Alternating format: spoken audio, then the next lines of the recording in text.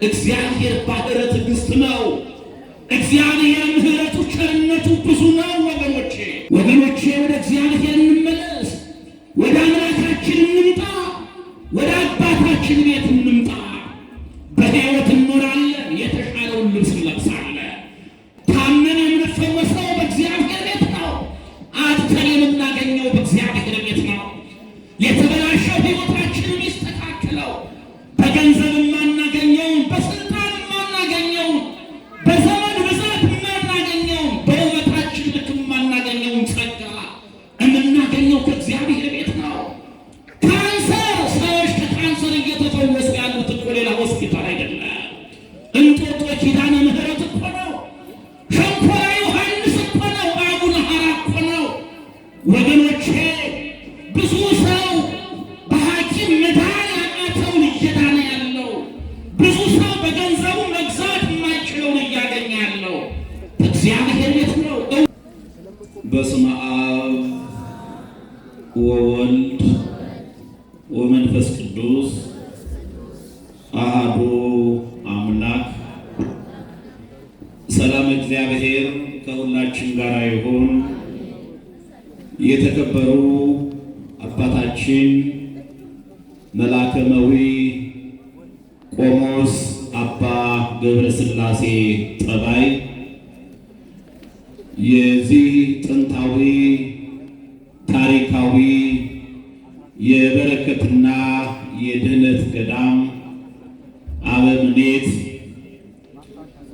የተከበራችሁ አበው መነኮሳት ሊቃውንተ ቤተ ክርስቲያን፣ ክቡር ሊቀ ስዩማን ጥሩነህ ሸዋዬ የቀጨኔ ደብረ ሰላም መድኃኔዓለምና ደብረ ትጉሃን ቅዱስ ገብርኤል አብያተ ክርስቲያናት ዋና ጸሐፊ፣ የተከበራችሁ ልዑል እግዚአብሔር በወርቀ ደሙ የዋጃችሁ የልዑል እግዚአብሔር ቤተሰቦች፣ የእናታችን የእመቤታችን የቅድስት ድንግል ማርያም ወዳጆች፣ የቅድስት ቤተ ክርስቲያን ልጆች፣ ምእመናንና ምእመናት እንደምን አደራችሁ? ፈጣሪ ፍጥረታት መጋቤ ዓለማት ዓለምን ፈጥሮ የሚመግበው ገናናው አምላካችን ቸሩ አባታችን እግዚአብሔር ኃጢአታችንን ሰፍሮ በደላችንንም ቆጥሮ ያልጠጣን ያልተቆጣን በምሕረቱ በቸርነቱ በአባታዊ ፍቅሩ ጠብቆ ለዚህ ዕለትና ሰዓት ያደረሰን ስሙ ለዘላለም የተመሰገነ ይሁን። እንኳን አደረሳችሁ።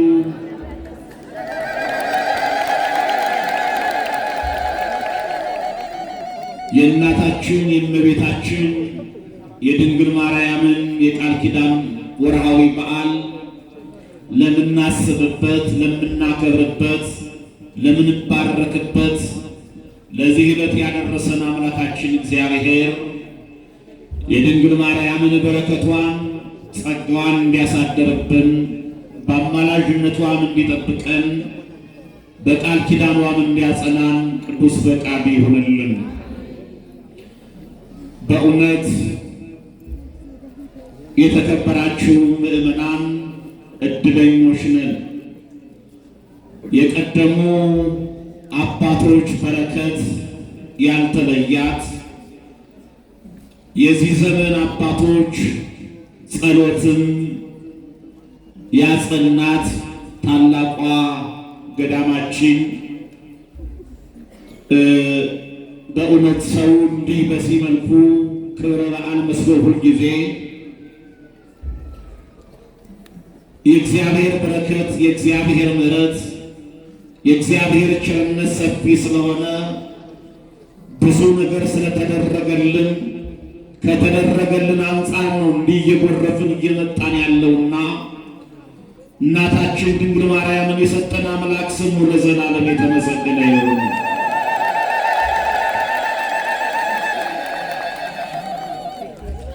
ከሁሉ የተሻለ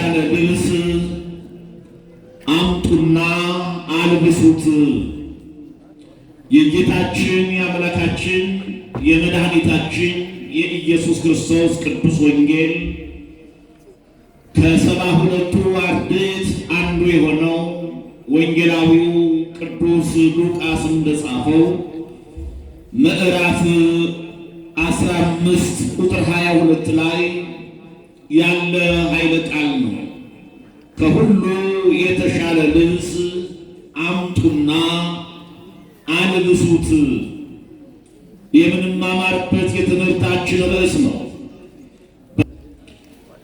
ይህ ቃል ወደ እግዚአብሔር ስንመጣ፣ ወደ እናታችን ወደ ድንግል ማርያም ስንመጣ፣ ወደ ቅድስት ቤተ ክርስቲያን ስንመለስ፣ ንስሐ ስንገባ፣ በእግዚአብሔር ስናምን፣ ሥጋውን ደሙን ስንቀበል የተሻለ ነገር እንደሚጠብቀን፣ የተሻለ ሕይወት እንደሚጠብቀን፣ የተሻለ ጸጋ፣ የተትረፈረፈው የእግዚአብሔር ቸርነት በሕይወታችን እንደሚበዛ የሚያስተምረን አምላካዊ ቃል ነው። አምላካችን አባታችን እግዚአብሔር በምሳሌ ባስተማረው በዚሁ ክፍለ ንባብ ውስጥ የምናገኘው የእግዚአብሔር ቃል ነው። እግዚአብሔር ወልድ ከእናታችን ከእመቤታችን ከቅድስት ድንግል ማርያም ከሥጋዋ ሥጋን ከነፍሷ ነፍስን ነስቶ ሰው ከሆነ በኋላ የእኛን ኃጢአትና በደል ለመርገጥ ለማጥፋት እሾህና አሜከላ ይብቀልብሽ ተብላ በተረገመችዋ በዚች ምድር ላይ ይመላለስ ያስተምር በነበረበት ወቅት ሰዎች ሁሉ እርሱን ሰምተው ቃሉን ተረድተው በሕይወት ይኖሩ ዘንድ በእርሱ አምነው የዘላለምን መዳን የዘላለምን ሕይወት ይወርሱ ዘንድ በምሳሌ እየመሰለ ያስተምራቸው ነበር። ክርስቶስ በምሳሌ ካስተማራቸው ትምህርቶች ልብን ከሚነኩ ውስጥን ከሚማርኩት የምሳሌ ትምህርቶቹ መካከል ደግሞ አሁን የተነሳንበት ይህ የሉቃስ ወንጌል ምዕራፍ 15 ነው። ይህ ወንጌል የተሰበከው ይተቹት ለነበረው ይነቅፉት ለነበሩት ሰዎች ነው። እንዲህ ይላል ቁጥር 1 ላይ የሉቃስ ወንጌል ምዕራፍ 15 ቁጥር 1 ላይ ስናይ ቀራጮችና ኃጢአተኞችም ሁሉ ሊሰሙት ወደ እርሱ ይቀርቡ ነበር። ፈሪሳውያንና ጻፎችም ይህስ ኃጢአተኞቹን ይቀበላል ከእነርሱም ጋር ይበላል ብለው እርስ በርሳቸው አጉረመረሙበት ይላል። እግዚአብሔር ከልዑል መንበሩ ዝቅ ብሎ ባለጸጋ ሲሆን ራሱን ድሃ አድርጎ፣ ጻድቀ ባሕርይ ሲሆን ቅዱሰ ባሕርይ ሲሆን ኃጥእ እየተባለ በዚህ ምድር ላይ የተመላለሰው ኃጢአተኞቹን ለመፈለግ ነው። ኃጥአን መጸባሃንን ለማጽደቅ ነው። የእግዚአብሔር የመጣበት ዓላማ ይሄ ነው። ምእመና አምላክነቱን ለማሳወቅ አይደለም፣ ጌትነቱን ለመግለጥ አይደለም። እኛ አወቅነው አላወቅነው እርሱ አምላክ ነው፣ እርሱ እግዚአብሔር ነው፣ እርሱ ጌታ ነው። ነገር ግን እግዚአብሔር ከሰማይ ወርዶ ልብሱ እሳት ክዳኑ እሳት ተብሎ የተነገረለት ማንም በማይቀርበው ክብርና ሞገስ ውስጥ የሚኖረው ጌታ መላእክት ሊቃነ መላእክት እንኳ ሲያመሰግኑት በፍርሃት ፊታቸውን ሸፍነው እግራቸውን ሸፍነው በትምህርተ ፍርሃት የሚቆሙለት ሰማያዊው ጌታ እግዚአብሔር ሰው የሆነው ሰውን ለማዳን ነው። ማንን ለማዳን ነው? ሰው የሆነው ማንን ለማዳን ነው? ሰውን ለማዳን ነው።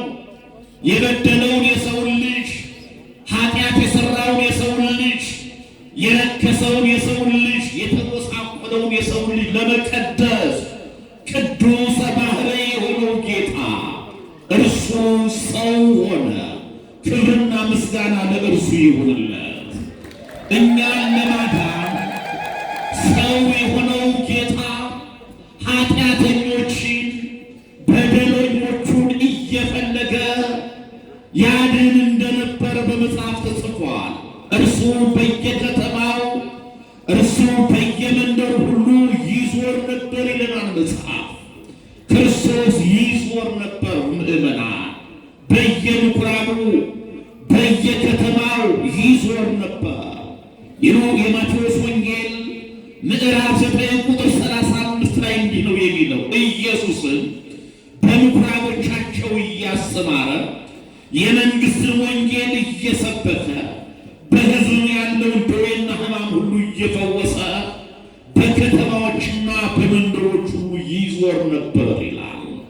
ክርስቶስ በከተማዎች ክርስቶስ በመንደሮች የሚዞረው ምእመናን ዓለም መልካቸውን፣ ዕውቀታቸውን፣ ገንዘባቸውን ተጠቅማ የናቀቻቸውን ሰዎች ለማክበር ነው። የጣለቻቸውን ሰዎች ለማንሳት ነው። ዓለም ያቆሰለቻቸውን ሰዎች፣ ትዳራቸው የተናጋውን፣ ጤንነታቸው የተቃወሰውን፣ ሕይወታቸው የተበላሸው፣ ይልቁንም ከእግዚአብሔር መንግሥት የወጡትን በዲያብሎስ እስራት ውስጥ ያሉትን ሰዎች ለመፍታት እግዚአብሔር ይዞር ነበር። እኒህን ፍለጋ በየከተማው ይዞር ነበር እግዚአብሔር። ኃጢአተኞቹን ፍለጋ በየመንደሩ ይዞር ነበር እግዚአብሔር። እግዚአብሔር በመካከላችን አሁንም ይዙር ምእመናን። ተመልከቱት እንዴት እንደሚፈልገን ይፈልገናል። ሰው እኮ ድሃን አይፈልገውም። ሰው እኮ ኃጢአተኛን አይፈልገውም። ሰው እኮ ነፍሰ ገዳይን አይፈልገውም። ሰው እኮ ሌባን አይፈልገውም። ሰው እኮ ሞራሉ የወደቀን ሰው አይፈልገውም። ጊዜ የሌለውን ሰው አይፈልገውም። እግዚአብሔር ግን እኒህን ፍለጋ በየከተማው በየመንደሩ ይዞር ነበር ነው የሚለን። እረኛ እንደሌላቸው በጎች ተጨንቀው ተጥለው ነበርና አዘነላቸው ይላል። ያገኛቸውን ሲዞር እግዚአብሔር ይዘንልን ምእመናን። ስናዝን የሚያዝንልን፣ ስንወድቅ የሚያዝንልን፣ ተስፋ ስንቆርጥ የሚያዝንልን፣ ሰው ሲጠላን የሚያዝንልን፣ ይህ ድሃ፣ ይህ ጨርቅ ለባሽ፣ ይህ ወገን የለሽ ሲለን ሰው የሚያዝንልን አባትና አምላክ አለን። እርሱም የድንግል ማርያም ልጅ እግዚአብሔር ነው። ክብርና ምስጋና ለእርሱ ይሁን። ስለዚህ እግዚአብሔር ለዚህ ነው የመጣውና ኃጢአተኞቹን ኃጥአን መጸባሃን ሊማሩ ወደ እርሱ ቀረቡ። ፈሪሳውያን የሚንቋቸው፣ ጻድቃንን የሚሉት፣ በቤተ መቅደሱ ዕድሜ ልካቸውን የኖሩት ፈሪሳውያን የሚጸየፏቸው፣ ኃጢአት ባይሰሩም እንኳ ቀራጭ ስለሆኑ ብቻ የተጠሉት ቀራጮች፣ እንዲሁ ኃጢአተኞች ወደ ክርስቶስ ቀረቡ። ወደ ማን ቀረቡ? ወደ ክርስቶስ ቀረቡ። ምእመናን ከነ ኃጢአታችንን ቢሆን ወደ እርሱ እንቅረብ። ከነ ኃጢአታችንን ቢሆን ከኃጢአታችን የምንነጻው ወደ እርሱ ስንቀርብ ነው። አንዳንድ ጊዜ እውቀት ይጎልንና እኔ ኃጢአተኛዋ እንዴት ወደ እግዚአብሔር ቤት እሄዳለሁ እንላለን። ጻድቅ ከሆንማ መምጣት ምን አስፈለገ? ኃጢአተኞች ስለሆን እኮ ነው የበለጠ መቅረብ ያለብን። ለምን ጽድቅን ለመልበስ ከኃጢአታችን ለመንጻት፣ ከበደላችን ለመንጻት፣ ከኃጢአት እስራት ለመፈታት። ይልቁንም ኃጢአተኞች ስንሆን ኃጢአትን ወደሚያስተሰርየው አምላክ መምጣት ያስፈልጋል። ኃጥአን መጸባሃን ወደ እርሱ መጡ፣ ወደ እርሱ ቀረቡ፣ ከእርሱ ጋር ተቀመጡ። ያን ጊዜ ነው ሁልጊዜ ራሳቸውን ጻድቃን አድርገው የሚቆጥሩት ፈሪሳውያኑ ክርስቶስን ተቹት ይላል። ይህ አምላክ ነኝ ይላል። ከኃጢአተኞች ጋር ይቀመጣል፣ ይበላል፣ ይጠጣል ብለው ክርስቶስን ሰደቡ። ዓለም እንዲህ ናት። ለክርስቶስ ያልተመቸች ዓለም፣ ለክርስቶስ ያልሆነች ዓለም፣ ክርስቶስን የሰደበች፣ ክርስቶስን የተቸች ዓለም። በዚህች ዓለም ውስጥ እየኖርን ምንም ጽድቅ ብንሰራ ከሰው ከበሬታን እንዳንፈልግ፣ ምንም ብንማር፣ ምንም ብናውቅ፣ ምንም ሀብታሞች ወይም ሌላ ጸጋ ቢኖረን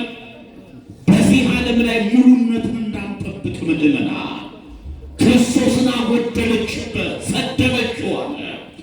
እርሱ እኮ የመጣው ኃጥአን መጸባሃንን ፍለጋ ነው፣ ነግሮናል። ኢመጻእኩ እፀውዕ ጻድቃነ አላ ኃጥአነ ለንስሐ፣ ኃጢአተኞችን ለንስሐ ልጠራ እንጂ ጻድቃንን ልጠራ አልመጣሁም ነው ያለው። ማንን ልጠራ ነው የመጣሁት አለ? ኃጢአተኞቹ። ለምን ልጠራ ነው ያለው? ለንስሐ እንዲሁ መጠን ብንከበው ብቻ አይደለም፣ እንዲሁ ፊታችንን አስመትተን እንደ ልቅሶ ደራሽ እንድንመለስ አይደለም። ንስሐ እንድንገባ ነው የሚጠራ። ኃጢአታችንን እንድናራግፍ ነው የሚጠራ። ከኃጢአት እንድንወጣ ነው የሚጠራ። የጠባይ ለውጥ እንድናደርግ ነው የሚጠራ። ትላንትም ሌባ ዛሬም ሌባ፣ ትላንትም ነፍሰ ገዳይ ዛሬም ነፍሰ ገዳይ ሆነን እንድንመላለስ አይደለም የሚጠራ። ኃጢአተኞቹ ለንስሐ ልጠራ እንጂ ጻድቃንን ልጠራ አልመጣሁም። ዓለም በድሏል፣ ዓለም ኃጢአት ሰርቷል፣ ጻድቅ አልነበረም። ጻድቅን የሰሩት እነ አብርሃም እነ ይስሐቅ እነ ዳዊትን ወደ ሲኦል ነው የወረዱት። ምንም በፍትሐ እግዚአብሔር ከመከራው ቢጠበቁም ማለት ነው። ስለዚህ ሁሉም በአዳማዊ ኃጢአት ውስጥ የወደቀበት ዘመን ነው። ጻድቅ ሰው ኑሮ ጻድቁን ልጠራ አልመጣሁም ማለት ወይም ጻድቃንን የምትሉ ጻድቃን ሳትሆኑ ቅዱሳን ሳትሆኑ ቅዱሳንን የምትሉ እናንተ ልጠራ አይደለም የመጣሁት። ኃጢአታቸውን አምነው እኔን የሚፈልጉኝ በደላቸውን አምነው ንስሐ ሊገቡ ያመኑብኝ እኒህን ኃጥአን መጸባሃንን ልጠራ ነው የመጣሁት አለ። ሕሙማን ይፈቅድዎ ለአቃቤ ሥራይ ወአኮ ጥዑያን፣ ሕመምተኞች እንጂ ባለ ጤናዎች እኮ ባለ መድኃኒት ያስፈልጋቸው። ሕመምተኞች እንጂ ኃጥአን መጸባሃን ኃጢአተኞች፣ ኃጢአታቸውን ያመኑ በደላቸውን ላመኑ ለእኒህ ሰዎች አስፈልጋቸዋለሁ። ጻድቃንን ለምትሉ ለምትመጻደቅ ለእናንተ ሳይሆን እያላቸው ነው ፈሪሳውያን። ለእኒህ ለኃጥአን ለመጸባሃን ባለመድኃኒቱ ያስፈልጋቸዋል አለ ጌታ። ባለመድኃኒቱ አምላካችን ቃሉ መድኃኒት፣ መስቀሉ መድኃኒት፣ ጸበሉ መድኃኒት፣ ስሙ መድኃኒት የሆነለት ጌታ በኃጢአት በሽታ ውስጥ ላለን፣ በክፋት በሽታ ውስጥ ላለን፣ በበደል ስርዓት ውስጥ ላለን ለሕመምተኞች ለእኔና ለእናንተ ያስፈልገናል ምእመና። ይቻለን የምትፈወሰው ባለመድኃኒቱን ስታገኝ ነው። ይቻለን የምትድነው ከዘረኝነት የምትወጣው፣ ከመከፋፈል የምትወጣው፣ ከተኩስ የምትወጣው፣ ከመጠፋፋት የምትወጣው ዓለም ባለመድኃኒቱን ጌታ እግዚአብሔርን ስትይዝ ነው። ባለመድኃኒቱን አምላክ ስታውቅ ነው። መድኃኒቷን ያላወቀሽ ባለመድኃኒቱን ጌታ ያልተረዳች አለ ልትፈወስ አትችልም። ምእመናን ለመፈወስ እሱን እንወቀው፣ ለመዳን እሱን እንወቅ፣ ለመዳን ወደ እሱ እንቅረብ። ስለዚህ ክርስቶስ የመጣው ለእነሱ ነው፣ ግን ሰደቡት። ያን ጊዜ ነው ክርስቶስ ለእኒህ ሰዎች ምሳሌ መስሎ አስተማራቸው። እንዲህ በማለት ከላይ ሁለት ምሳሌዎች አሉ፣ እነሱን እናልፋቸዋለን። ከቁጥር 11 ጀምሮ እንዲህም አለ፣ አንድ ሰው ሁለት ልጆች ነበሩት አለ። ስንት ልጆች ነበሩት? ለአንድ ሰው ስንት ልጆች ነበሩት? ሁለት ልጆች ነበሩት። ከእነርሱም ታናሹ አባቱን አባቴ ሆይ ከገንዘብህ የሚደርሰኝን ክፍል ስጠኝ አለው። ገንዘቡንም አካፈላቸው ይላል። ለአንድ ሰው ሁለት ልጆች ነበሩት። የተከበራችሁ ምእመናን፣ ይሄ ምሳሌ ትምህርት ነው። በአግባቡ ምሳሌውን ካልተከታተለን በኋላ ዋናውን መረዳት አንችልም። ምሳሌውን ተከታተሉ፣ ቃሉን ስሙ። ሁለት ልጆች ነበሩት ለአንድ ሰው።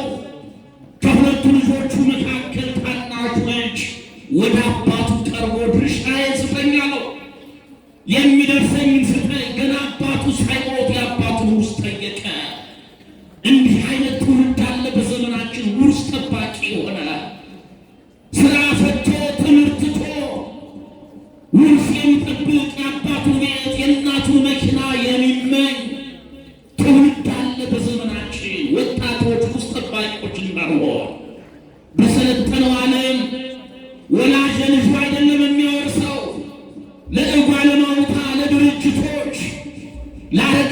መጦሪያ ለሃይማኖት ድርጅቶች ነው የሚሰጠው። በእኛ ሀገር ያልተለመደ። ስለዚህ ነው ትውልዱ ገና እናት አባቱ ከመሞቱ በፊት የእናት አባቱን ሀብት ይመኛል። ይህ ልጅ አባቱ በሕይወት ነው ያለው፣ ግን የሚደርሰኝን ስጠኝ ብሎ ጠይቀው ይላል። አባቱ እምቢ አላለው። ደግ ነው አባት ነዋ። የሚደርሰውን ሰጠው።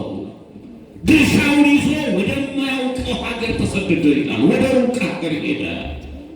ከአባቱ ተለይቶ ከአባቱ ቤት ወጥቶ ስደትን መርጦ ወደማያውቀው ሀገር ሄደ።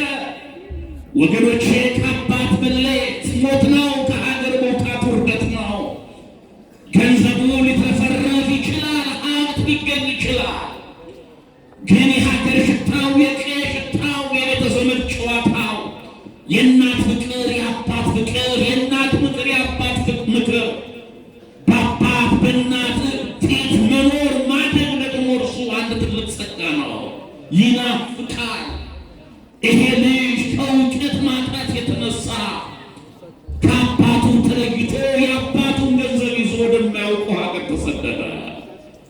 በዚህ ሀገር ከሚበሉት ጋር እየበላ ከሚጠጡት ጋር እየጠጣ እያጨሰ እየቃመ ኃጢአት እየሰራ ባልደከመበት በአባቱ ገንዘብ በደል እየፈጸመ ኖረ። ገንዘቡን ከሰረ ይላል። መቼም ገንዘብ ሲኖረን የሚወደን ብዙ ነው። ገንዘብ እያለው ብዙ ሰዎች ከበው ነበር። አሁን ገንዘቡ ሲጠፋ ደግሞ ብዙ ሰው ሸሸው። ዓለም እንዲህ ናት። ምድምና ምናልባት ዛሬ ውበት ስላለን፣ ምናልባት ዛሬ ገንዘብ ስላለን፣ ምናልባት ዛሬ ስልጣን ያለን ስልጣን ስላለን፣ ምናልባት ዛሬ አንዳንዶቻችንም ጊዜያችን ስለሆነ ዘመናችን ስለሆነ ሰዎች ሊከቡን ወደድኋችሁ ሊሉ ይችላሉ። ዓለም ፊቷን ስታዞርብን ፊታቸውን ያዞራሉ። ገንዘባችን ሲያልቅ ፍቅራቸው ያልቃል። ከስልጣን ስንወርድ እነርሱም ከስልጣን እርከናቸው ይወርዳሉ። ይህ ሰው ገንዘብ እያለው ብዙ ሰው ይወደው ነበር፣ ብዙ ሰው ይከበው ነበር። የዚህ ዓለም ገንዘብ ህልፈቱ ቅድመ አስተርእዮቱ ይላሉ አባቶቻችን። የዚህ ዓለም ገንዘብ ለመሰብሰብ ብዙ ያደክማል። የተሰበሰበውን ለማጥፋት ጊዜ የሚበቃው ምዕመናን ብዙ ሰዎች ለዚህ እኮ ነው ደሞዛቸው ሳይደርስ ደሞዛቸውን በብድር የሚጨርሱት።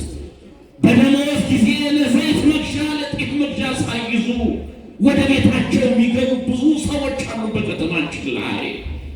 ደሞዛቸውን ገና በብድር የሚጨርሱ ማለት ነው። ይሄን ልጅ ገንዘቡን አጣ።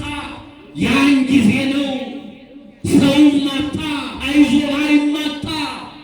ይሄ ሰው ገንዘብ ብቻ አይደለም ያጣው፣ ፍቅርን ማጣ። እንዲህ ነው ገንዘባችን ሲያልቅ፣ እንዲህ ነው ከስልጣን ስንወርድ፣ እንዲህ ነው የወጣትነት የመወደድ ጊዜያችን ሲያልቅ። ብዙ ነገር ነው የምናጣው ምዕመና። ሰው ማያጣው ሰው ማይለየው እግዚአብሔር ብቻ ነው። ለዚህ ነው እኮ ቤተ ክርስቲያን ከእግዚአብሔር ጋር እንደምታበቅ የምታሰበ አጣሃል ብሎ የማይተወል ተሽረሃል ብሎ የማይጠላል ቢኖረንም ባይኖረንም የሚወደን አምላካችን እግዚአብሔር ነው። ምዕመና ይህ ሰው ወዳጅ አጥቷል። ከዚህ በኋላ ነበረ ወደ የሚበላው ሲያጣ በዚህ ሀገር ካሉ ሰዎች እረኝነት ገባ ይላል። የባለጸጋው ልጅ ብዙ ሰራተኞችን ይመራ የነበረው ያስተዳድር የነበረው አሁን ለእረኝነት ራሱን አሳልፎ ሰጠ። እንዲህ ነው ከአባት ቤት መውጣት። እንዲህ ነው ሀገር ከሀገር መውጣት። ያዋርዳል፣ ሰላምን ይነሳል፣ አይምሮን ይረብሻል። ምዕመና አንዳንድ ጊዜ እኛ ልጆቻችን እንቅልፍ አጥተው ሁለት ሶስት ቦታ ራሳቸውን አዋርደው ሰርተው የሚሉኩልንም ዶራል እየበላን ተመችቷቸው የሚኖር መስሎ ሊሰማን ይችላል። ወገኖቼ ምቾት የለም በሰው ሀገር፣ ምቾት የለም በስደት። ምንም ይሁን ምቾት ከእናት ጋር ነው፣ ምቾት ከአባት ጋር ነው። ምቾት በቤተ ክርስቲያናችን መኖር ነው። ምቾት በሀገራችን መኖር ነው። ሀገራችንን ቤተ ክርስቲያናችን እግዚአብሔር ይጠብቅልን። ይህ ሰው አሳማ ጠባቂ ሆነ። ራሱን ይህን ያክል አዋርዶ አሳማ ጠባቂም ሆኖ ግን የሚበላው አላገኝም ይላል። ሳይሰራ ይበላ የነበረው አሁን ግን ሰርቶ መብላት አልቻለ። ለምን? ከአባቱ ተለይቷላ። ከዚህ በኋላ ነበር ወደ ልቡ ተመለሰ ይላል። ወደ ምኑ ተመለሰ? ከቃሉ ጋር ናችሁ? ወደ ልቡ ተመለሰ። እግዚአብሔር ወደ ልባችን ይመልሰን፣ ወደ ቀልባችን ይመልሰን። ብዙ ሰው ልብ አጥቷል። ብዙ ሰው ከቀልቡ አይደለም።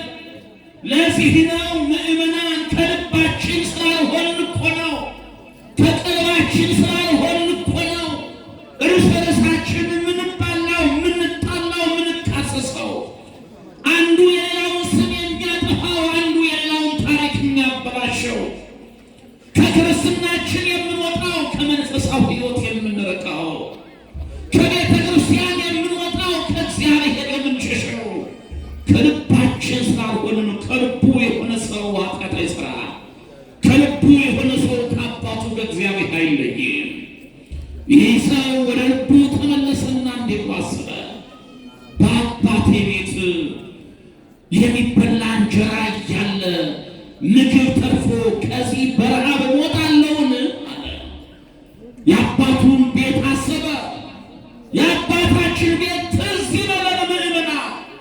ወደ ዓለም ስንሄድ ዓለም ሰላም ሲነሳ፣ ዓለም ረፍት ሲነሳ፣ የባዶነት ስሜት ሲሰማ የእናታችን የኪዳነ ምሕረት ቤት ትዝ ይበለን።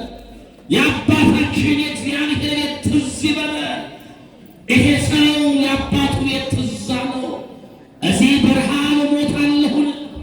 በአባቴ ቤት ስንት መብል መጠጥ ሞልቶ ወደ አባቴ እመለሳለሁ፣ አባቴን እንዲህ እለዋለሁ አለ። ከቃሉ ጋር ናችሁ ምእመናን? አባቴን እንዲህ ይላል። አባቴ ሆይ በሰማይና በምድር በደልኩ፣ በሰማይና በምድር በድያለሁ፣ አሳዝኜሃለሁ። ከልጆች እንዳንዱ አድርገህ ባታኖረኝ እንኳ ከሙያተኞች ከሰራተኞች እንዳንዱ አድርገህ አኑረኝ ይለዋለሁ ብሎ አሰበ ይላል። በልጅነት ክብር በአባቴ ቤት መኖር ባልችል እንኳ ከሰራተኞች እንዳንዱ ሰራተኛ ሆኖ መኖር በማን ቤት ይሻለኛል? በአባቴ ቤት ይሻለኛል። ይሻላል እኮ አይሻልም? ምእመናን ይሻላል እኮ በአባት ቤት መኖር። ስለዚህ ነው ይህን አስቦ እትነሳሂ ወአሐውር ሀበ አቡየ፣ ተነስቼ ወደ አባቴ ሄዳለሁና ወደ አባቱ ተመለሰ ይላል። ወደ አባቱ ሄደ። አሁን ወደ አባቱ ሲሄድ አባቱ ከሩቅ አየው። ይሄ ልጅ የተመለሰው እንደ ድሮ ሆኖ አይደለም። ልብሱ አልቋል፣ ራቁቱን ነው። አስተውሉ። ያ የባለጸጋው ልጅ። እስኪ ተንከባክባችሁ የምታኖሯቸው ልጆቻችሁ ራቁት ሆነው ሲመጡ አስቡት። ራቁቱን ነው የመጣው። ቀለበቱ ሽጦ በልቶታል። ጫማ የለውም፣ አልቋል። ባዶ እግሩን ነው። ያ የባለጸጋ ሰውነቱ፣ የባለጸጋ መልኩ ጠፍቶ ልክ ጎዳና ተዳዳሪዎች አሉ የምናውቃቸው፣ እነዚያን መስሎ ተመለሰ። ግን ምንም ያክል ቢጎሳቆል፣ ራቁቱን ቢሆን፣ ጫማው ቢያልቅም፣ ቀለበቱ ቢወልቅም አባቱ ግን አልረሳውም ልጁን። ከሩቅ አይቶ ያ ልጅ ነው አለ። ተመልከቱ። ምን ነው አለ? ያ ልጅ ነው አለ ለሰራተኞቹ። ልጅ ነው አለ። የተጎሳቆለው ራቁቱን የሆነው ልጅ ነው አለ። ገንዘቡን የከሰረው ከብዙ ነገር የጎደለው ልጅ ነው። አላፈረበትም። ቢጎሳቆለ የማያፍርብን አባታችን አምላካችን እግዚአብሔር የተመሰገነ ይሁን። ኃጢአት ሰርተን በደል ፈጽመን ተጎሳቆለን ልጅ ነው ይለናል እግዚአብሔር። ለዚህ እኮ ነው ምሕረቱን ያላጎደለብን። ለዚህ እኮ ነው ቸርነቱን ያላጎደለብን። እኛ የሚገባ ነው አይደለም። ከእርሱ ቸርነት ያልጠፋ ነው ከእግዚአብሔር ምሕረት የተነሳ ነው አለ ነቢዩ። ከእሱ ምሕረት የተነሳ ነው እኮ ያልጠፋ ነው እንጂ ብዙ ነገራችን አጥተናል። ግን ልጅ ነው ይላል። ልጅ ነው ማለት በልጁ አላፈረ። ልጅ ቢሆን በአባቱ ሊያፍር ይችላል። አባቱ እንዲህ ተጎሳቁሎ ራሱን ጥሎ ቢመጣ ለጓደኞቹ ይሄ አባቴ ነው ላይል ይችላል። አጋጥሟችሁ ያውቅም? አንዳንዴ እኮ እንዲህ አይነት ልጆች አሉ። በእናቱ የሚያፍር ልጅ፣ በአባቱ የሚያፍር ልጅ።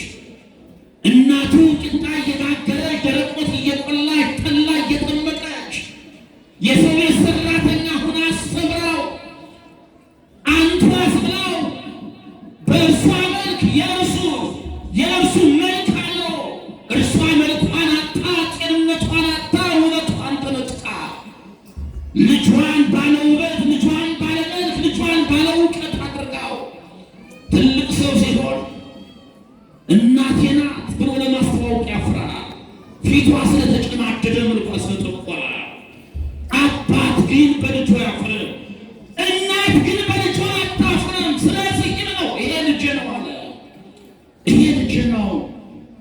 ሂዱና ከሁሉ የተሻለ ልብስ አምጡና ልብሱት አለ። እጁን ዘርግቶ ተቀበለው። አልገፈተረው። የታለ ልብስ አላለው። የታለ ቀለበት አላለው። የታለ የልጅነት መልክ አላለው። እንዲህ ተጎሳቁለህ አሳፋሪ ሆነህ ነው የመጣው፣ አልፈልግህም አላለው። እጁን ዘርግቶ ተቀበለው። እጁን ዘርግቶ ምን አለው? ተቀበለው። ከቃሉ ጋር ናችሁ ምዕመናን። ልባችንን ሰይጣን እንዳይወስድብን ቃሉን እንከታተል። እጁን ዘርግቶ ተቀበለው። ልጅ ነው አለው። ይሄ ብቻ አይደለም፣ ቅድም እንዳልነው ከሁሉ የተሻለ ልብስ አምጡና ምን በሉት? አልብሱት። ለጣቱ ቀለበት አድርጉለት፣ ለእግሩም ጫማ አጫኑት፣ አምጡለት። ይሄ ብቻ መሰላችሁ? ሂዱና ፍሬዳውን አምጡ ይታረዳል። ሰንጋው ይምጣ ይታረድ፣ እንብላ እንጠጣ፣ ደስ ይበለን። ለምን? ይሄ ልጅ ነው። ሞቷል ብዬ ነበር፣ ተነስቷል። ይሄ ልጅ ነው። ጠፍቷል ብዬ ነበር፣ ተገኝቷል። ስለዚህ ደስ ይበለናል። እግዚአብሔር የጠፋው ሲገኝ ደስ ይለዋል። የሞተው ሲነሳ ደስ ይለዋል። ለዚህ ነው ቅድም እንዳልኋችሁ ከዚህ በፊት ባሉት ምሳሌዎች የሉቃስ ወንጌል ምዕራፍ 15 ቁጥር 3 እስከ 7 ያለው እንዲሁ 99 በግ የጠፋው ሰው አንዷን ፍለጋ እንደሚሄድ ካገኛት በኋላ ተሸክሞ እንደሚያመጣት መስሎ ካስተማረ በኋላ ሲያጠቃልለው ምን ይላል? ከ99 ጻድቃን ይልቅ ንስሐ በሚገባ በአንድ ኃጢአተኛ በሰማይ ደስታ ይሆናል አለ። ከ99 ጻድቃን ይልቅ በንስሐ ተወስነው በእሱ ፍቅር ታስረው በቤቱ ከሚኖሩ ጻድቃን ቅዱሳን ይልቅ በአንድ ኃጢአተኛ መመለስ፣ በአንድ ነፍስ መዳን እግዚአብሔር በሰማይ ደስታ ይሆናል። በሰማይ ምን ይሆናል?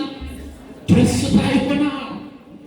ለዚህ ነው በጠፋው ልጅ ሲገኝ ተደሰተ። የጠፋው ልጅ ሞቷል ካለ በኋላ ስለተገኘ ተደሰተ። አሁንም ከቁጥር 8 እስከ 10 ባለው ደግሞ 10 ቢርም ያላት ሴት አንዷ ቢጠፋባት ቤቷን ጠርጋ እንደምትፈልግና ካገኘችው በኋላ ጎረቤቶቿን ጠርታ እንደምትደሰት መስሎ ካስተማረ በኋላ ሲያጠቃልለው እንዲሁ ንስሐ በሚገባ በአንድ ኃጢአተኛ አለ። ስሙት ይህን ቃል ምዕመናን፣ የክርስቶስ ቃል ነው። እንዲሁ ንስሐ በሚገባ በአንድ ኃጢአተኛ በእግዚአብሔር መላእክት ፊት ደስታ ይሆናል አለ። በእግዚአብሔር መላእክት ፊት ምን ይሆናል? ደስታ ይሆናል። በማን? ንስሐ በሚገባ ኃጢአተኛ መላእክቱ ይደሰታሉ። ስለዚህ ነው ይህ የጠፋው ልጅ ሲገኝ ከሁሉ የተሻለ ልብስ አልብሱት አለ። ቀለበት አድርጉለት አለ። ፍሪዳው ይታረድ፣ እንብላ እንጠጣ፣ ደስ ይበለን አለ። የተከበራችሁ ምዕመናን ይሄ ትምህርት ቅድም እንዳልኋችሁ የምሳሌ ትምህርት ነው። ክርስቶስ በምሳሌ ያስተማረው ትምህርት ነው። እስኪ ምሳሌውን ደግሞ አባቶቻችንን አርአያ አድርገን የእነርሱን ትምህርት ተንተርሰን እንመልከተው።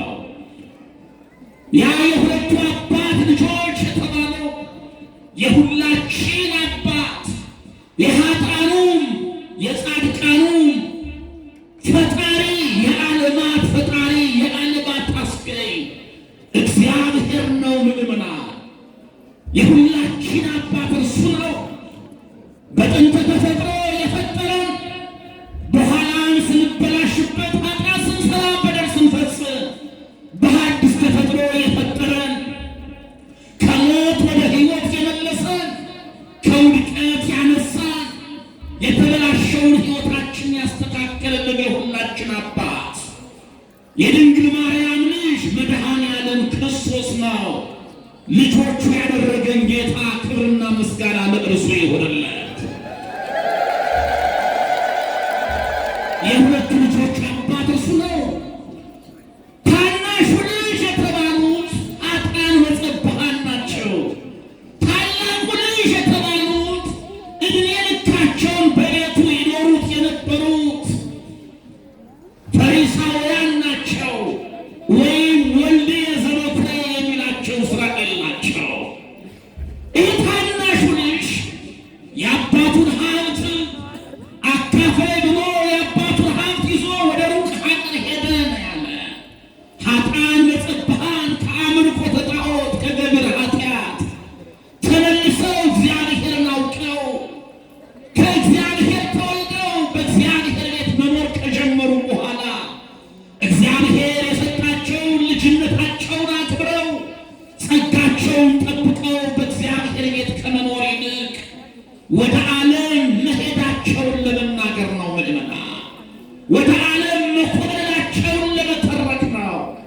ያ የጠፋው ልጅ ወደ ዓለም ከሄደ በኋላ ወደማያውቀው ሀገር ከሄደ በኋላ ገንዘብን ከሰረ ነው የሚለ። ኃጥአን ወጸባሃን ከእግዚአብሔር ቤት ሲወጡ ከእግዚአብሔር ሲለዩ ልጅነታቸውን ተነጠቁ፣ ጸጋቸውን አጡ፣ ከበረከት በረከታቸውን አጡ፣ ተጎሳቆሉ፣ ቅድስናቸውን ተነጠቁ፣ በኃጢአት ወደቁ፣ በክህደት ወደቁ። ይህን ለመናገር ነው። እግዚአብሔር በኃጢአት ከመውደቅ ይጠብቀን። ምዕመናን እኔና እናንተ ስንቶቻችን በእግዚአብሔር ቤት እየኖርን ይሆን? ክብር ይግባውና አምላካችን እኛ የኢትዮጵያ ኦርቶዶክስ ተዋሕዶ ቤተ ክርስቲያን ልጆች ብዙዎቻችን እግዚአብሔርን ያወቅነው እግዚአብሔርን በክብር ያገኘነው በ40ና በ80 ቀናችን በወላጆቻችን ሞግዚት ነው። ከማይጠፋው ዘር ከእግዚአብሔር የተወለድነው ከአብራከ መንፈስ ቅዱስ ከማኅፀነ ዮርዳኖስ የተወለድነው ጸጋውን ምሕረቱን ቸርነቱን ያገኘነው። ነገር ግን ያገኘነውን ጸጋችንን በረከታችንን ጠብቀን በልጅነት ክብር ከአባታችን ከእግዚአብሔር ጋር እየኖርን ያለን ስንቶቻችን ነን? ወይንስ እንደጠፋው ልጅ እግዚአብሔር የሰጠንን ገንዘብ ይዘን ወደ ዓለም ሄደናል? እንደ ኃጥአን ወጸባሃን ወይንስ ወደ ዓለም ኮብልለናል? ወይንስ እግዚአብሔርን በልባችን በአሰራራችን በአኗኗራችን ክደነዋል? ራሳችን እንድንመረምረው ያስፈልጋል። እኒህ ሰዎች ጸጋቸውን ተነጠቁ፣ በረከታቸውን አጡ። ከዚህ በኋላ ነው ያ የጠፋው ልጅ ሲያበው ገንዘቡ ሲያልቅ እዚህ ከአባቴ ቤት ወጥቼ በረሃብ እሞታለሁን? በአባቴ ቤት ብዙ መብል መጠጥ ሞልቶ ብዙ በረከት ሞልቶ ተነስቼ ወደ አባቴ መለሳለሁ እሄዳለሁ ብሎ እንዳሰበ ኃጥአን ወጸባሃንም ወደ ልቡ እንደተመለሰ ወደ ልባቸው ተመለሱ። እግዚአብሔርን አሰቡት።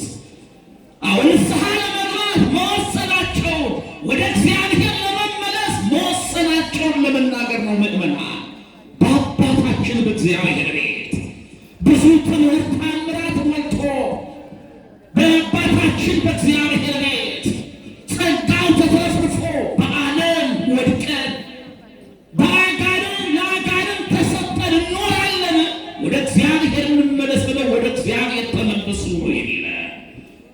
ምዕመናን ትልቁ ነገር ይሄ ነው። መውደቅ ያለ ነው። ብዙዎቹ ሲወድቁ አይተናቸዋል፣ ግን ወድቀው አልቀሩም፣ ተነስተዋል። ለዚህ ነው ሰባ ይወድቅ ጻድቅ ወሰባ ይትነሳ። ጻድቅ ሰው 7 ጊዜ ይወድቃል፣ 7 ጊዜ ደግሞ ይነሳል የተባለው ምን ማለት ነው? ፈጽሞ ኃጢአት የሠራ ነገር ግን ጻድቅ ሰው ንስሐ ይገባል፣ ወደ እግዚአብሔር ይመለሳል። የተከበራችሁ ምዕመናን ኃጢአት የማይሠራ በደል የማይፈጸም ከሰው ዘር ከድንግል ማርያም በስተቀር አይገኝም። ንጽሕት ድንግል ማርያም ብቻ ናት። ቅድስት ድንግል ማርያም ብቻ ናት። ኃጢአት ያልነካት፣ ኃጢአት ያላወቃት፣ የኃጢአት ሐሳብ ሕሊናዋ ያልቆሸሸባት፣ በነፍስም በሥጋም ድንግል ንጽሕት ቅድስት የሆነች እርሷ ብቻ ናት። ሌላው ብዙ ወድቆ ተነስቶ ነው አሁን ከደረሰበት ቅድስና የደረሰው። የተከበራችሁ ምዕመናን እኛም ኃጢአት ልንሠራ እንችላለን፣ በደል ልንፈጽም እንችላለን።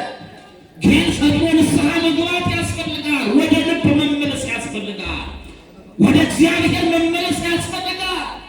ወደ እግዚአብሔር መመለስ አቅቶ ንስሐ መግባት አቅቶን ነው ዛሬ እርስ በርሳችን የምንባላው፣ በነፍሳችንም በሥጋችንም እየተጎዳን ያለነው። በዚህ ዓለም በሥጋው መደዴ የሆነ ሰው፣ እግዚአብሔርን የረሳ ሰው፣ እግዚአብሔርን የተወ ሰው በነፍሱም ይጎዳል። ምዕመናን ዛሬ በዚህ ዓለም በቤቱ ስንኖር፣ እንደ ፈቃዱ ስንኖር፣ ትእዛዙን ስንጠብቅ ነው ይሄ ትእዛዙን የምንጠብቅለት ሕግ የሠራልን ጌታ ለእኛ ያዘጋጀውን ሰማያዊ መንግሥት መውረስ የምንችለው፣ የዘላለምን ሕይወት የዘላለምን መዳን ማግኘት የምንችለው ዛሬ ቁጥቦች ስንሆን ነው። ስለዚህ እኒህ ሰዎች ወደ እግዚአብሔር ተመለሱ። በአባታችን ቤት ብዙ መብል መጠጥ ሞልቶ፣ ትምህርቱ ተአምራት ሞልቶ ነው ያሉት። እውነታቸውን ነው ወገኖቼ። እኛስ ምን አጣን? በኪዳነ ምሕረት ቤት ምን አጣን? በድንግል ማርያም ቤት ምን አጣን? በእግዚአብሔር ቤት እውነት ነው ትምህርቱ ሞልቷል። እውነት ነው አማኞች ከሆኑ ተአምራቱ ሞልቷል። ተአምራት ማለት እኮ ታሞ መፈወስ አጥቶ ማግኘት እኮ ነው። ማነው በሕይወቱ ተአምር ያልተሰራለት? ማነው በሕይወቱ ተአምር ያልተደረገለት? ሁላችን እስከዚህ የደረስነው በተአምር አይደል እንዴ? በእኛ ቅድስና ነው፣ በእኛ እውቀት ነው፣ በእኛ ጻድቅነት ነው። ጴጥሮስ በቆመበት መድረክ እኔም የቆምሁት በተአምራት ነው። ጳውሎስ በቆመበት መድረክ እኔም የቆምሁት በተአምራት ነው። ተአምር ማለት ይሄ ነው። በአባታችን በእግዚአብሔር ቤት ትምህርቱ ተአምራቱ ሞልቷል። ለዚህ ነው ያ የጠፋው ልጅ በአባቴ ቤት ብዙ መብል መጠጥ ሞልቶ እዚህ በረሃብ እሞታለሁ ብሎ እንደተመለሰ ኃጥአን በጸባህን ወደ እግዚአብሔር የተመለሱ ያ የጠፋው ልጅ እንዲያ ተጎሳቅሎ ሲመለስ አባቱ እጁን ዘርግቶ እንደተቀበለ ሁሉ ኃጥአን መጸባህን ከአምልኮተ ጣዖት ከገቢር ኃጢአት ሲመጡ ተጎሳቅለው ቅድስናቸውን ተነጥቀው ሲመለሱ እግዚአብሔር በፍቅር ተቀበላቸው ማለት ነው። በፍቅር ለሚቀበለን ጌታ ለእርሱ ክብርና ምስጋና ለእርሱ ይሁንለት። የሚገርም እኮ ነው። እስታስተውሉ ልጆች፣ ወጣቶች የአባትህን ገንዘብ አግዝረህ ብትመለስ አባትህ በፍቅር ይቀበልሃል፣ በፈገግታ ይቀበልሃል።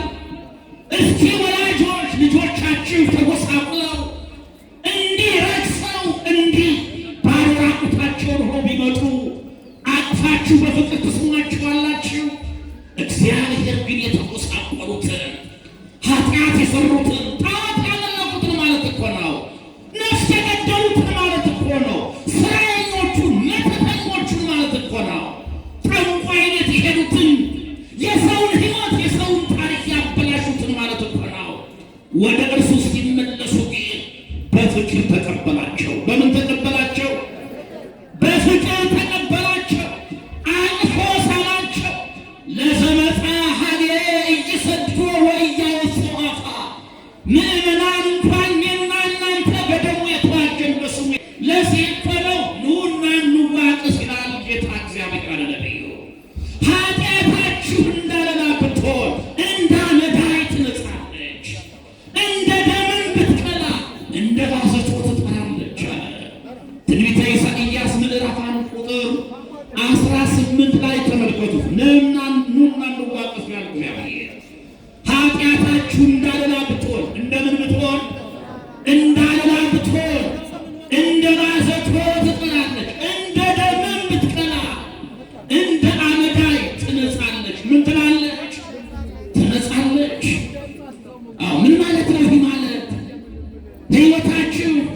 ቢዝጎረጎር ኃጢአት ቢሰሩ በደል ቢፈጽሙ ንስሐ ከገባችሁ ወደ እኔ ከተመለሳችሁ በእኔ ካመናችሁ እንደ ባዘቱ አጠራችኋለሁ እያለን እኮ ነው።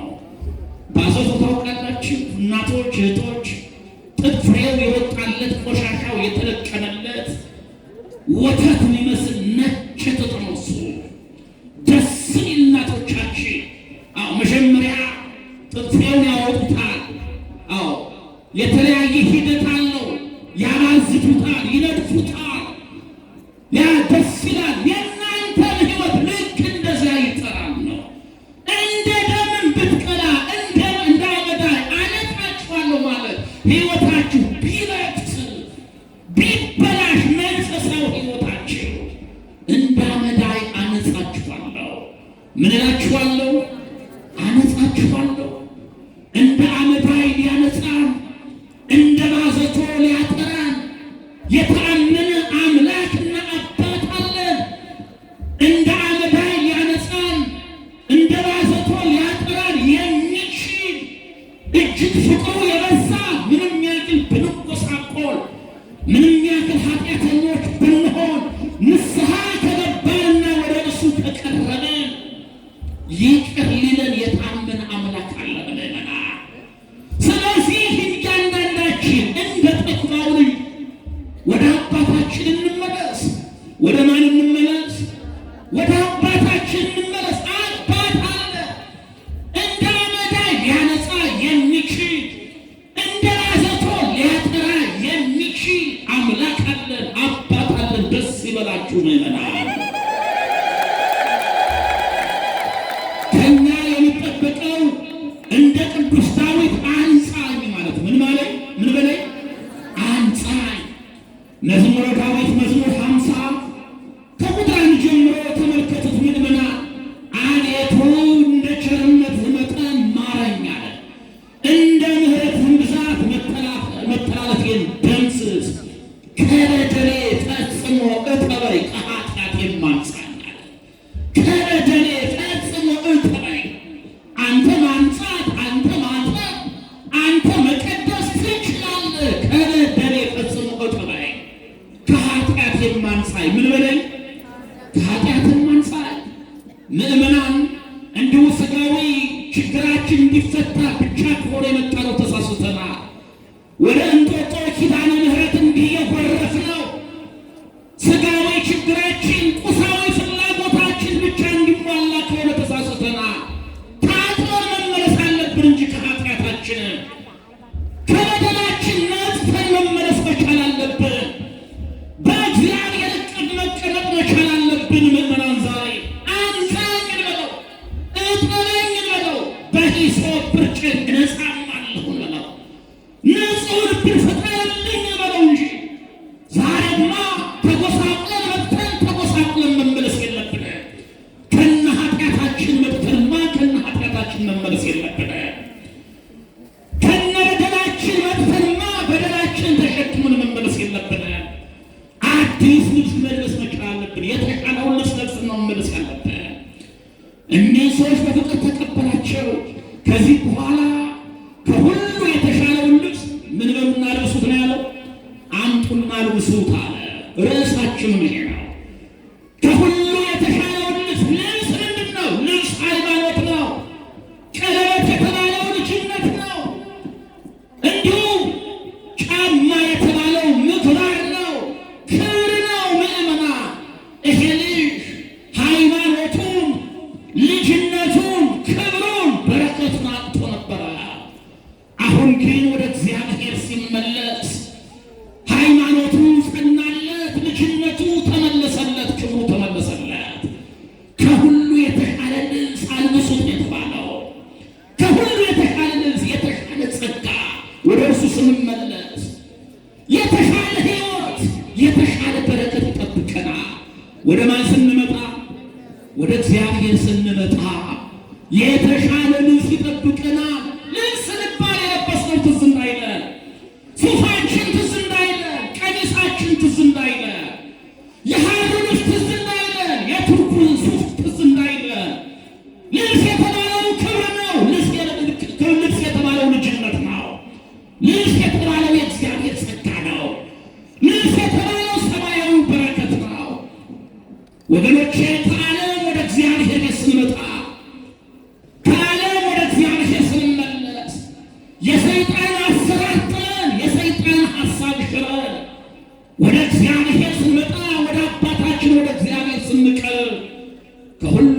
የተሻለውን ልብስ አልብሱት፣ ደርቦለት ይለብሳል።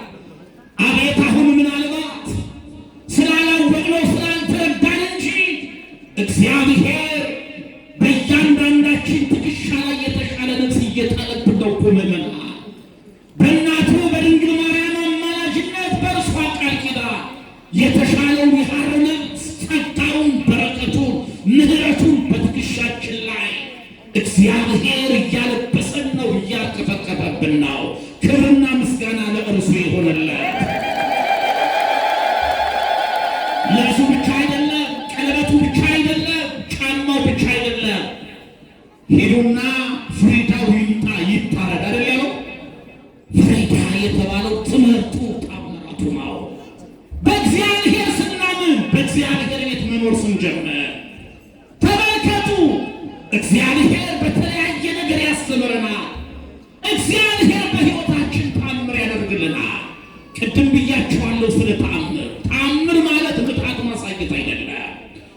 ታምር ማለት በሕይወታችን የሚደረገው ለውጥ ነው። ታምር ማለት የእግዚአብሔር ቸርነት ነው። የእግዚአብሔር ቸርነት፣ የእግዚአብሔር ታምር ያልተደረገለት ዛሬ ማን ነው? አለም የምእመናን በ5,000 ብር በ6,000 ብር 3-4 ቤተሰብ ከነ ቤት ኪራይ የሚያስተዳድር ኢትዮጵያዊ የለም። ኢትዮጵያ ውስጥ የለም። እንደ አዲስ አበባ ላይ በ10,000 ብር 5-6 ቤተሰብ የሚመራ ሰው የለም። ይሄ ተአምር ነው። ይሄ ምን ሊሆን ይችላል? ሌላ ይሄ ምን ሊሆን ይችላል?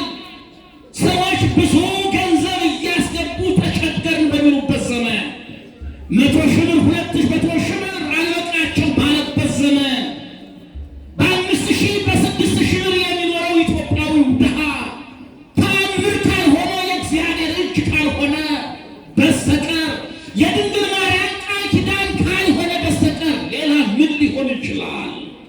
በቤቱ የመኖራችን በእርሱ የማመናችን ትርጉሙ ይሄ ነው።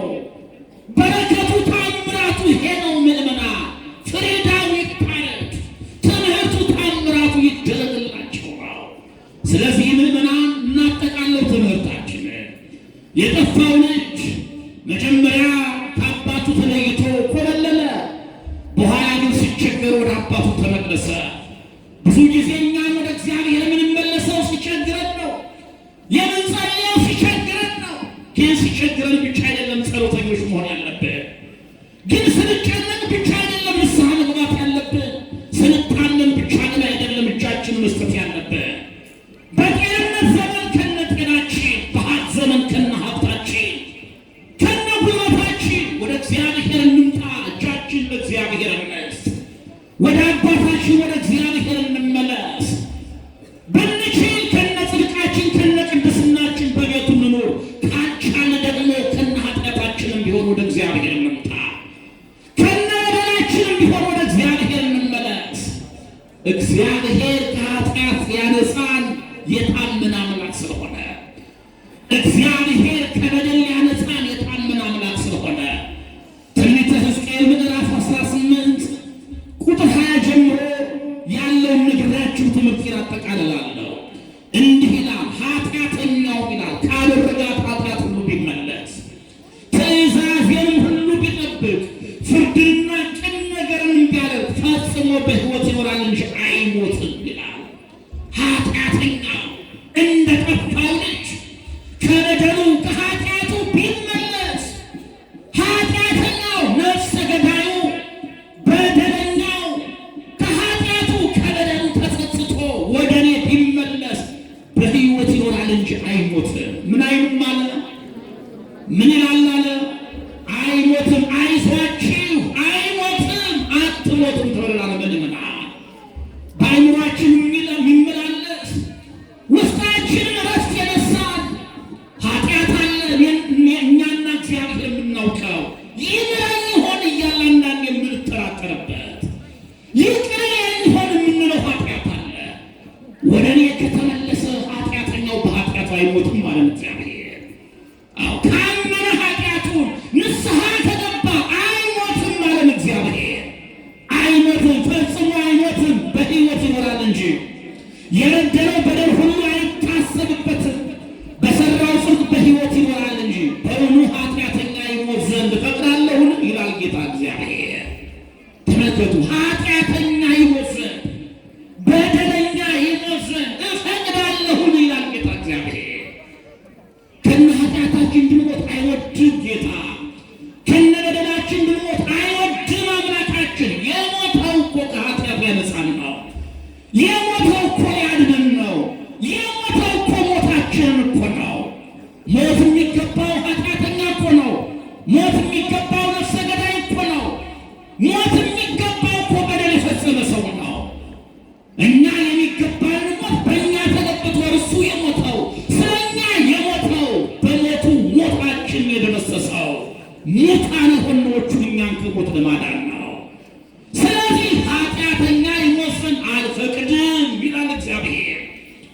መጨረሻ ቁጥር 32 ላይ ምን ይላል እግዚአብሔር?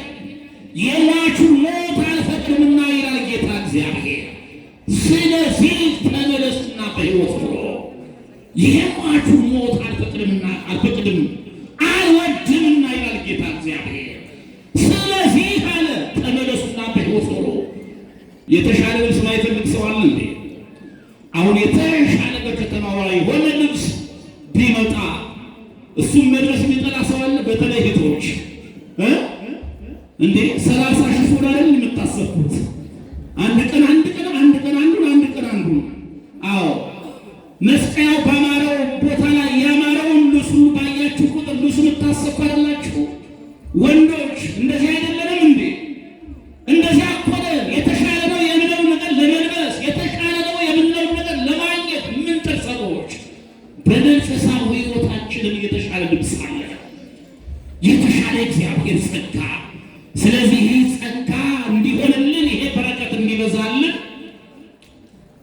ጴጥሮስ እንዳስተማራቸው አይሁድ ምን እናድርግልን ያስፈልጋል።